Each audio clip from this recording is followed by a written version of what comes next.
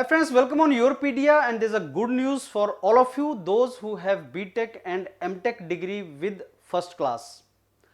ये मेरा जो न्यूज़ है, this is related to the job opportunities in teaching in government polytechnic colleges in Haryana, but everybody is eligible.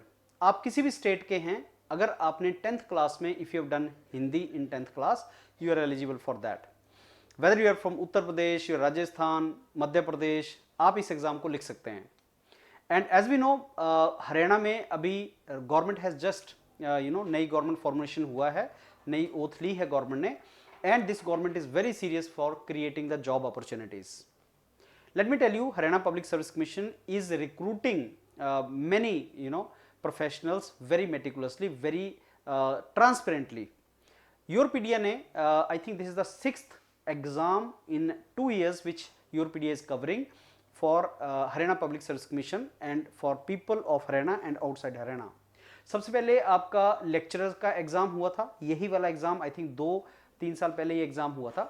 उसके बाद पंचायती राज का एग्जाम हुआ, फिर AEEE का एग्जाम हुआ, फिर इरिगेशन का हुआ, फिर ITI का हुआ, और अब ये लेक्चरर फिर से हो रहा है. तो this is the 6th time exam आ रहा है, और यूरोपीडिया के मेंटर्स आपको बताएंगे कि हर एग्जाम्स की रिक्वायरमेंट क्या है. लेक्चरर का एग्जाम दूसरी बार हम लोग कंडक्ट कर रहे हैं, and this is preliminary and mains, और उसका सिलेबस और उसका pattern everything Europedia will tell you. Very meticulously we have covered that. So Haryana में एक और अच्छी बात यह है कि जो हम देखते हैं, इंटरव्यू भी होता है, तो there is a preliminary, there is a written screening बोलते हैं उसको, फिर मेंस होगा, फिर इंटरव्यू होगा, और इंटरव्यू के बाद जब फाइनल सिलेक्शन होती है, हमारा इंटरेक्शन पड़ा होगा, हमारे चैनल्स पे भी पड़ा होगा इंटरेक्शन. सो इंटरेक्शन के बाद ये पता लगता है कि हरियाणा के बाहर के लोगों से, आई रिमेंबर मैंने राजस्थान, मध्य प्रदेश, ऐसी स्टेट्स के स्टूडेंट से इंटरेक्शन किया है जिनकी सिलेक्शन हरियाणा में एज अ लेक्चरर हुई है. और अब हम इनसे और भी इंटरेक्शन करके आपको और भी इनपुट ऐसे कैंडिडेट्स का दिलवाएंगे. तो ये बहुत अच्छी अपॉर्चुनिटीज़ है ऑल ओवर इंडिया के स्टूडेंट्स के लिए. And before I go forward, let me tell you, अगर आप इस एग्जाम के लिए सीरियस हैं, बिकॉज नवंबर में आपको फॉर्म भरना आई थिंक आप स्टार्ट करेंगे, और 1 मंथ का विंडो है फॉर्म भरने का, और एग्जाम होगा. तो आप योरपीडिया का ऑलरेडी बहुत अच्छा मॉड्यूल इसका है, you can prepare with Yourpedia mentors. Let me start now. ये जो आपका एडवर्टाइजमेंट नंबर है दैट इज 72, एंड ये आज ही एडवर्टाइजमेंट आया है, और higher education department in directorate of technical education group B post है. रफली ये समझ लो पॉलिटेक्निक लेक्चरर का पोस्ट है, और काफ़ी अच्छा पोस्ट है. ये सारी के सारी पोजीशंस हैं. इसमें सम पोजीशंस आर वेरी गुड, जैसे मतलब नंबर बहुत अच्छा है, पोजीशन तो सारी अच्छी हैं, लेकिन नंबर बहुत अच्छा है. जैसे सिविल इंजीनियरिंग में total number of positions if you see, lecturer in civil engineering, lecturer in computer science, 36 lecturer in computer science, बहुत अच्छा ऑप्शन है. और इलेक्ट्रिकल में मैक्सिमम है, 40 नंबर ऑफ सीट्स है जो इलेक्ट्रिकल के अंदर है, बहुत अच्छी पोजीशंस, और मैकेनिकल में 30 है. तो ये नंबर आप देखिए, और इंस्ट्रूमेंटेशन एंड कंट्रोल वाले कैंडिडेट्स को भी 20 है. तो सिविल इंजीनियरिंग में हाँ, ऑटोमोबाइल बहुत अच्छा अपॉर्चुनिटी, ऑटोमोबाइल वाले कैंडिडेट्स को कंपटीशन कम होता है. ऑटोमोबाइल में आप देख रहे हो 15 पोजीशंस हैं, सिविल में 21 हैं, कंप्यूटर साइंस में 36 हैं, इलेक्ट्रिकल में 40 हैं, उसके बाद इंस्ट्रूमेंटेशन एंड कंट्रोल में आपका 20 है, मैकेनिकल में 30 है. सो ये बहुत ही अच्छी नंबर ऑफ सीट्स जो आप इसके थ्रू एक्सप्लोर कर सकते हैं. और इसमें कुछ और इन्फॉर्मेशन जो मैं आपको बताऊंगा कि आप online application 7 November, that means कल से आप भरना स्टार्ट कर सकते हैं, और 27 नवंबर तक आप एप्लीकेशन को भर सकते हैं. 20 दिन का विंडो है, भर दीजिए. अगर आपके पास बीटेक एमटेक है तो आप इसको भर दीजिए. इसकी रिक्वायरमेंट जो है वो मैं आपको और भी इसकी कुछ जो रिक्वायरमेंट्स है वो आपको बताता हूँ. बाकी तो सारे के सारा आप एक बार इसमें गो थ्रू कर लीजिए. ज़्यादा इंपॉर्टेंट जो है वो मैं आपको बताता हूँ. अब हम चलेंगे पेज नंबर, ये तो मैंने आपको बता दिया डेट्स वगैरह. पेज नंबर 5 के ऊपर एक बहुत इंपॉर्टेंट इंफॉर्मेशन आपके लिए, वो मैं आपसे डिस्कस करता हूँ. So let's go to page number 5 first. हाँ जी, क्वालिफिकेशन, इसेंशियल क्वालिफिकेशन क्या है, पेज नंबर 5 पे देखो आप. इसमें ये एग्रीकल्चर है, आर्किटेक्ट है, सब के लिए सेम है. क्वालिफिकेशन क्या है कि बैचलर और मास्टर्स आपके पास चाहिए, ME MTech कुछ भी हो, और वो आपकी फर्स्ट क्लास होनी चाहिए, और वो आपकी रिकॉग्नाइज्ड यूनिवर्सिटी से फुल टाइम होनी चाहिए. मैं नीचे अगर आप कहीं पढ़ोगे तो उसमें ये भी लिखा हुआ है, पार्ट टाइम नहीं चलेगा, फुल टाइम चाहिए. इसको गो थ्रू करना आप. लेकिन मेजोरिटी आपके पार्ट टाइम नहीं करते, फुल टाइम ही करते हैं, वो आपको पता है. दूसरी रिक्वायरमेंट है हिंदी या संस्कृत एक सब्जेक्ट आपका मैट्रिक या हायर में होना चाहिए. सो जिन स्टूडेंट्स के बाद जो मध्य प्रदेश से कोई इंडिविजुअल है बीटेक एमटेक फर्स्ट क्लास में है, उसने रिकॉग्नाइज्ड यूनिवर्सिटी से किया है, फुल टाइम किया है, फर्स्ट क्लास का मतलब 60% होता है, और जिसके पास हिंदी जिसने की है तो वो एलिजिबल है। और मैंने आपको बताया कि हरियाणा की जो अपॉर्चुनिटीज हैं वो पूरे इंडिया के बच्चों के लिए बहुत अच्छी अपॉर्चुनिटीज होती हैं और इसको एग्जाम को निकाला जा सकता है।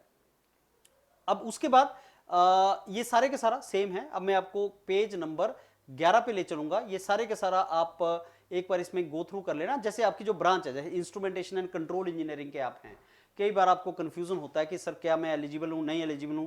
साफ लिखा हुआ है आपकी degree instrumentation and control engineering या इलेक्ट्रॉनिक्स एंड इंस्ट्रूमेंटेशन इंजीनियरिंग या applied electronics and instrumentation engineering में होनी चाहिए।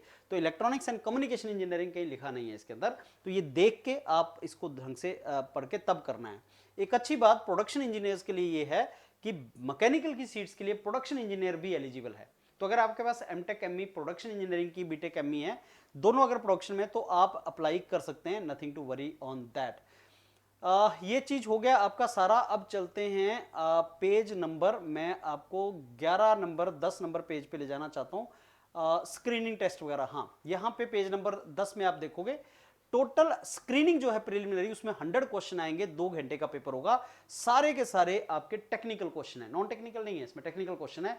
और बिलीव मी, जो यूरोपीडिया आपको कंटेंट देगा उसमें से पेपर आता है। मैंने आपको बताया कि ये छठा एग्जाम है जो पिछले 2.5-3 साल में यूरोपीडिया कवर कर रहा है हरियाणा का, तो आपका यहीं से क्वेश्चन आता है। और इसका पैटर्न जो 5 चॉइस मिलती है, इसमें 4 नहीं मिलती, 5 चॉइस मिलती है। और उसमें ऑब्वियसली 1/4 जो है वो नेगेटिव है, और पैटर्न आपका सारे का सारा इंग्लिश में पेपर होगा।